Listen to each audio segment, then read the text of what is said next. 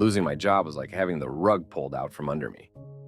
One moment I was a dedicated worker in Seattle with a stable position, and the next I was handed a pink slip with no warning. The company had to make cuts, they said. I was just another number in their cost-cutting measures. The uncertainty that followed was suffocating. I spent days locked in my apartment, my confidence dwindling with each rejected application. My once bright future seemed dim and distant. Every morning I'd wake up, brew a pot of coffee, and sit at my desk, sending out resumes and filling out countless online job applications. Each rejection email felt like a personal failure, and my self-worth hit rock bottom. I began to question my skills, my experience, and even my identity. Was I really as valuable as I once thought? One particularly dreary afternoon, I decided to take a walk to clear my head. As I wandered aimlessly through the streets of Seattle, my eyes caught a bright, colorful poster taped to a lamppost. It announced a job fair happening the next day at the convention center. I noted the time and place, feeling a glimmer of hope for the first time in weeks. The next morning, I arrived at the convention center with a stack of freshly printed resumes in hand. The place was buzzing with activity. Booths lined up, each representing different companies. Recruiters chatting with hopeful candidates. And an air of opportunity that was almost palpable. I took a deep breath and stepped inside, determined to make the most of this chance. As I navigated through the aisles, I felt a mixture of excitement and anxiety. I handed out my resumes, talked to a few recruiters, but nothing seemed to click. I was about to give up when I stumbled upon a booth for a tech startup. The banner read, "Innovate Tech." And there stood Jessica, a recruiter with an aura of confidence and approachability. "Hi there, looking for opportunities?" she asked, smiling warmly. "Yes, I am," I replied, trying to muster up some enthusiasm. "I've been out of work for a while, and I'm hoping to find something soon." "Tell me about your background," she said, genuinely interested. I began to explain my previous job, my skills, and my experience. As I spoke, she listened intently, nodding occasionally. There was something about her demeanor that made me feel at ease. "Steve, right?" she confirmed, glancing at my resume. "I see potential in you, something special. We're looking for someone who's adaptable and willing to learn. How do you feel about working in tech?" "Tech?" I echoed, a bit taken aback. "I've never worked in that field before. My experience is mainly in operations." "Don't worry about that," Jessica reassured me. "We value attitude and willingness to learn over specific experience. If you're open to it, I think you'd be a great fit for our team." Her confidence in me was surprising. Despite my initial reluctance, her words sparked a curiosity and a willingness to take a risk. After all, what did I have to lose? "All right, I'm interested," I said, feeling a surge of determination. "What do I need to do?" "Great," Jessica beamed. "Let's set up an interview. We can start right now if you have some time." "Sure, I'm ready," I responded, trying to hide my nerves. We moved to a quieter corner of the convention center, and Jessica began the interview. Her questions were insightful, focused not only on my skills, but also on my adaptability and problem-solving abilities. As I answered, I felt a sense of purpose returning. By the end of our conversation, I was more hopeful than I had been in weeks. "Steve, I'm impressed," Jessica said, standing up and extending her hand. "I'll be in touch soon with the next steps. I really believe you could thrive with us." "Thank you, Jessica," I replied, shaking her hand. "I appreciate the opportunity." As I walked out of the convention center, I felt a renewed sense of optimism. The future was still uncertain, but for the first time in a long while, I felt like I was moving in the right direction. Little did I know, this random encounter at a job fair was about to change my life in ways I could never have imagined. The moment I walked out of the interview with Jessica, I felt a strange mix of relief and apprehension. How did it go? I asked myself, replaying every question and answer in my mind. A few days later, my phone buzzed, and there it was, a job offer from the startup. I couldn't believe it. It felt like a lifeline thrown to a drowning man. My first day at the startup was a whirlwind of new faces and information. As I was trying to make sense of the company's workflow, a tall, friendly-looking guy approached me with a welcoming smile. "Hey, you must be Steve," he said, extending his hand. "I'm Carl. I'll be showing you the ropes around here." "Nice to meet you, Carl," I replied, shaking his hand firmly. Carl was everything you'd want in a mentor. Patient, knowledgeable, and incredibly supportive. He took me through the company's operations, explaining the ins and outs of the technology we were working on. I could see why he was respected by everyone.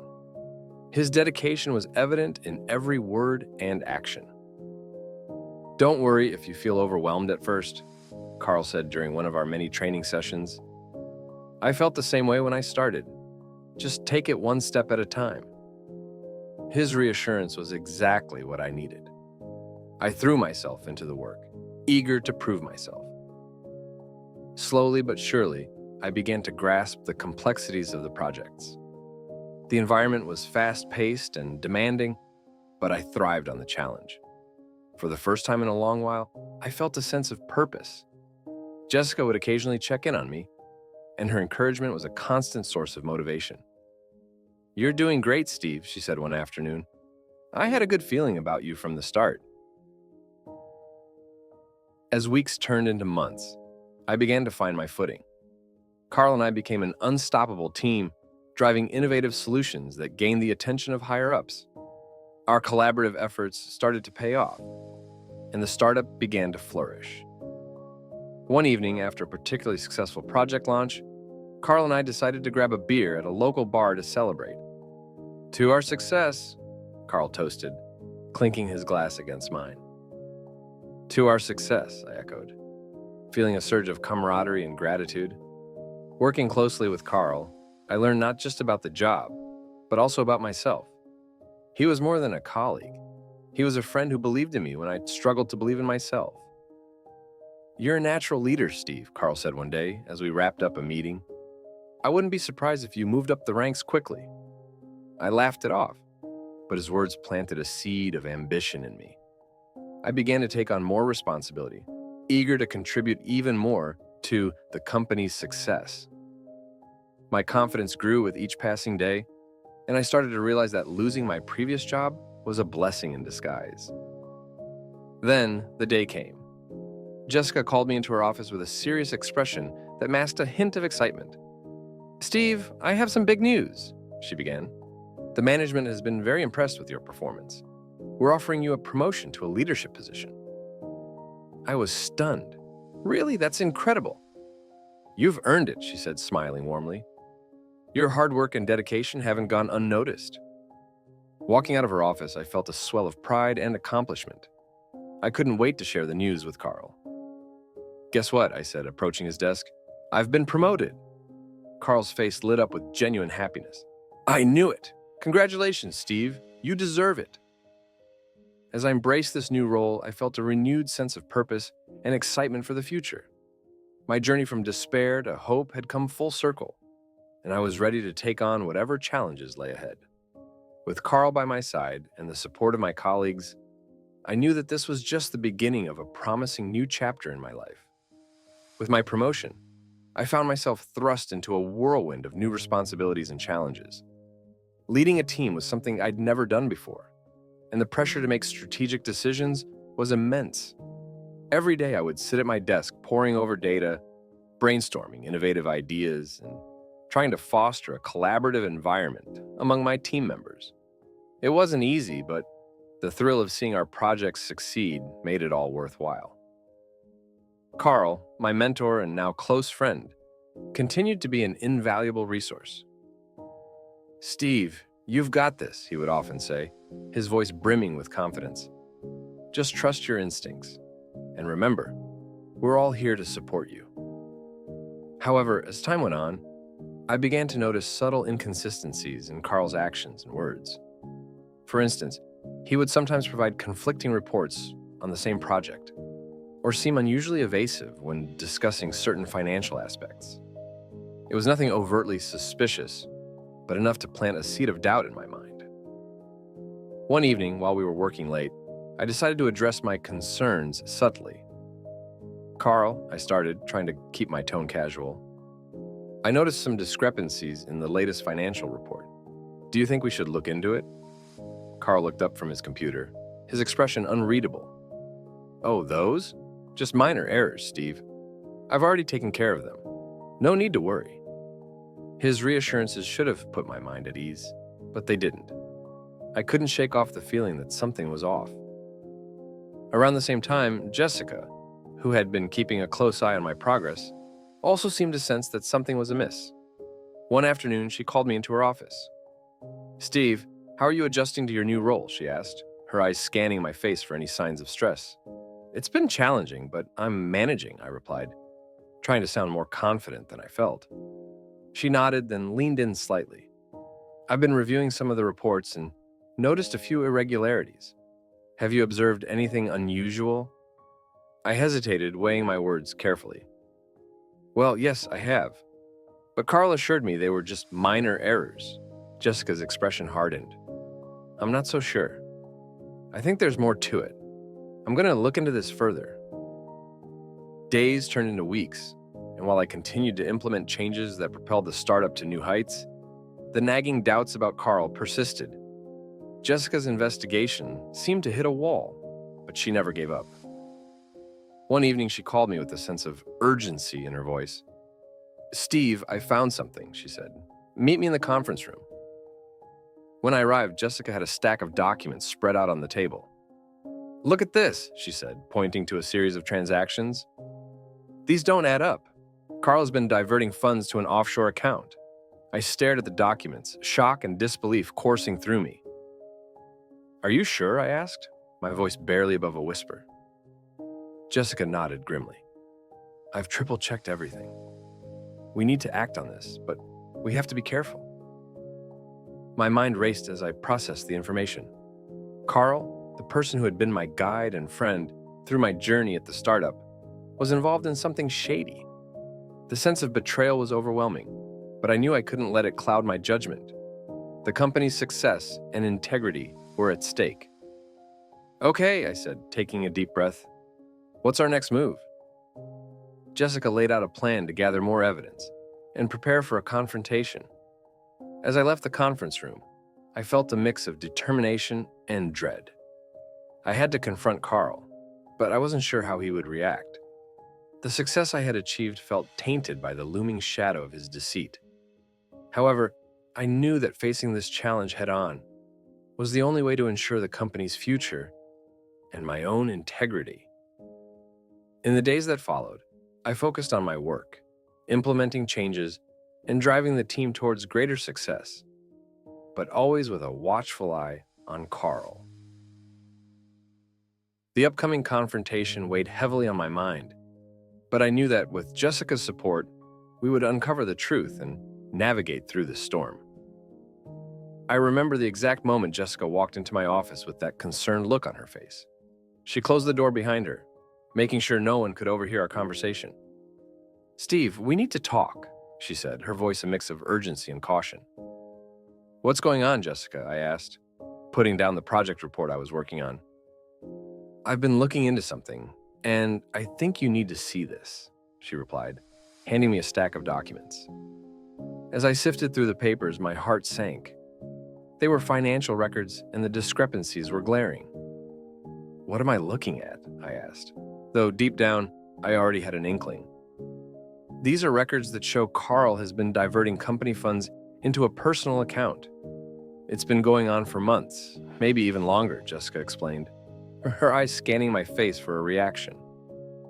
"No, that can't be right," I said, shaking my head in disbelief. "Carl has been nothing but supportive. He's my mentor, my friend." "Steve, I know this is hard to believe, but the evidence is irrefutable," she insisted.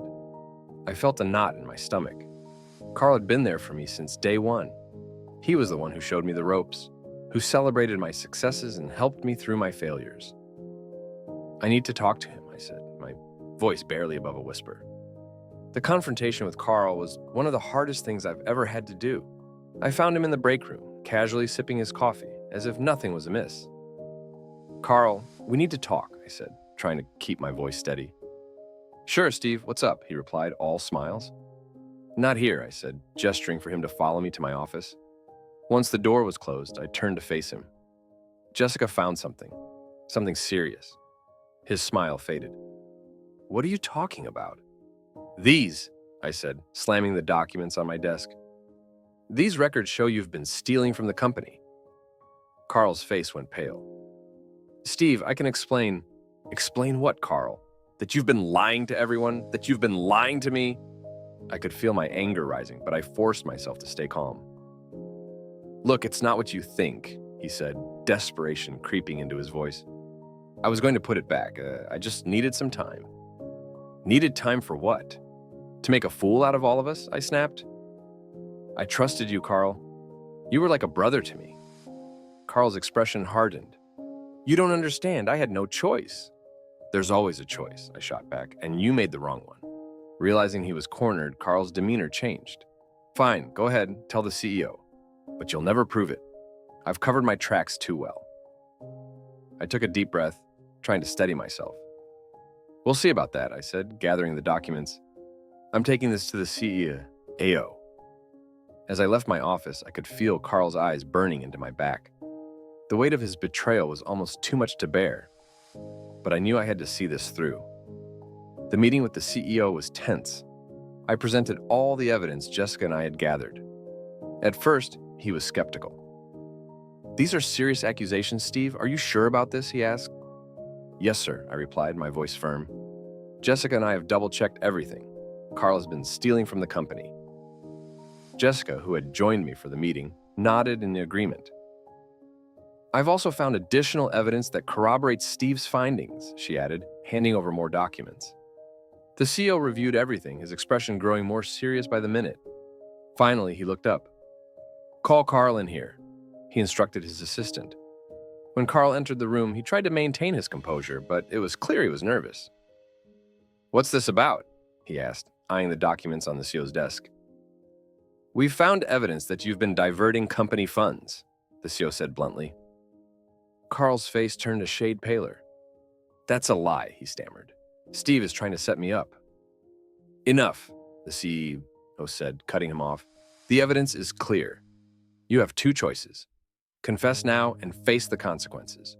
Or we take this to the authorities and let them handle it. Seeing no way out, Carl finally broke down. All right, I did it, he admitted, his voice barely audible. I was in over my head and didn't know what else to do.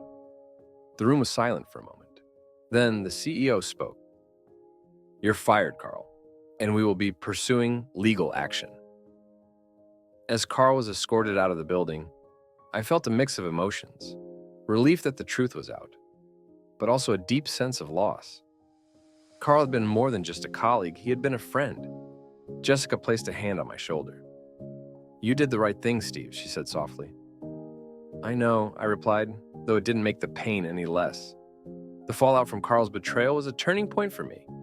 It was a harsh lesson in trust and integrity, but it also opened the door to new opportunities. The CEO, impressed by my courage and dedication, decided to promote me to an even higher position. It was a bittersweet victory, but one that marked the beginning of a new chapter in my career. Walking into the CEO's office that morning, I felt a mix of anxiety and determination. This was the moment that could change everything. I had spent countless hours gathering evidence against Carl, my friend and mentor, who had betrayed not just me, but the entire company. Jessica, who had become my trusted ally in this ordeal, walked beside me, her presence a comforting reminder that I wasn't alone in this fight. Are you ready? Jessica asked, her voice soft but steady. I nodded, taking a deep breath.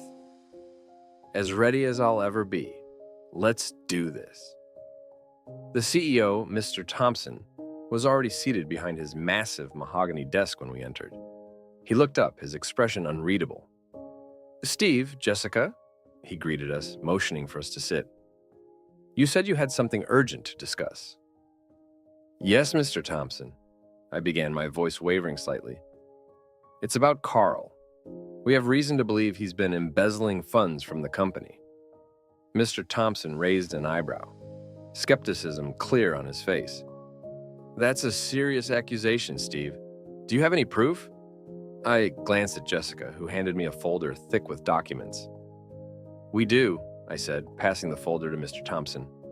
These are the financial records, emails, and transaction histories that show irregularities. Jessica also has some additional evidence that corroborates our findings. Mr. Thompson flipped through the documents, his expression growing more serious with each page. After what felt like an eternity, he looked up, his eyes narrowing. Jessica, what do you have to add? He asked. Jessica stepped forward, her voice confident and clear. I've cross-referenced these documents with external records and found that Carl has been diverting company funds into a personal account. This isn't just a minor discrepancy. It's a significant breach of trust and legal boundaries. Mr. Thompson leaned back in his chair, his face a mask of contemplative concern. This is very troubling, he said finally. Carl's been with us for years. If this is true, it could have severe repercussions for the company. It is true, I insisted, and we need to act quickly to prevent further damage. Mr. Thompson nodded slowly. All right, let's get Carl in here. A few minutes later, Carl walked into the room, his confident demeanor faltering when he saw the serious expressions on our faces. What's going on? He asked, trying to mask his unease. Take a seat, Carl, Mr. Thompson said, his tone leaving no room for argument. Steve and Jessica have brought some serious allegations against you. Carl's face paled as Mr. Thompson laid out the evidence. This is absurd, he stammered. These are baseless accusations. Are they? I challenged, my voice firm. Explain these transactions then. Explain why company funds are ending up in your personal account. Carl's eyes darted around the room, sweat forming on his brow.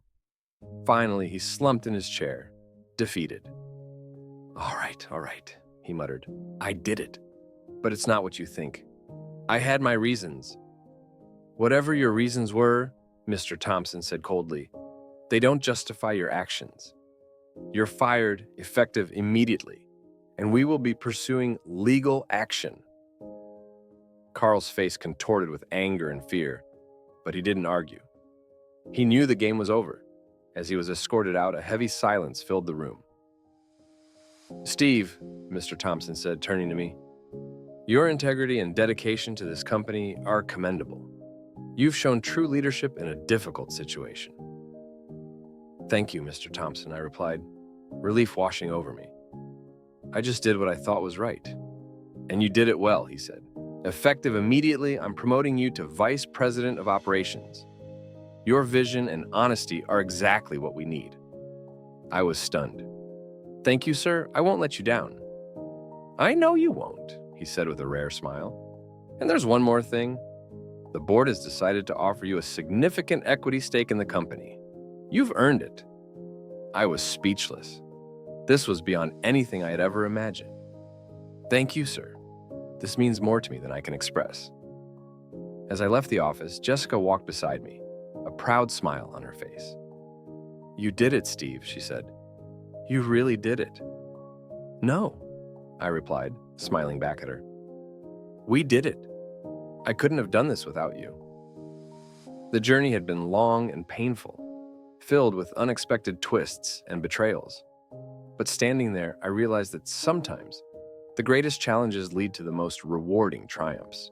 And for the first time in a long while, I felt hopeful about the future.